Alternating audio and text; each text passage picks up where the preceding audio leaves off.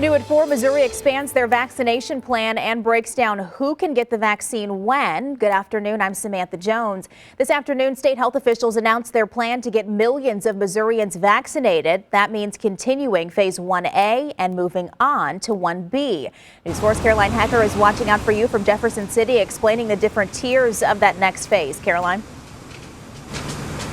Well, the state says really all of this depends on that supply, and they do expect a larger shipment of the doses of the vaccine from the federal government in the coming weeks, which is part of the reason they're setting up and rolling out this phase 1B, so that when those doses do arrive here, there is already a plan in motion and that those doses then don't have to sit on a shelf. So again, beginning today, tier 1 of phase 1B begins. That includes people who are first responders, people who work in emergency services, and public health employees. All are now eligible for the COVID-19 vaccine. Then, beginning on Monday, tier 2 of phase 1B will roll out.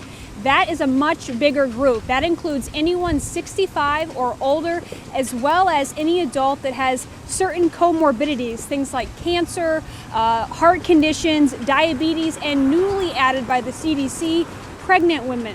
Now that tier 2 is estimated to make up about 40% of the Missouri total population. Now the governor's vaccine distribution team says right now they're very clear they don't have enough doses at this very moment to cover everybody that is in phase 1B. But again, they say it's about being proactive so that once these doses from the federal government do arrive, these vaccinators will already have people lined up with appointments ready to get the vaccine.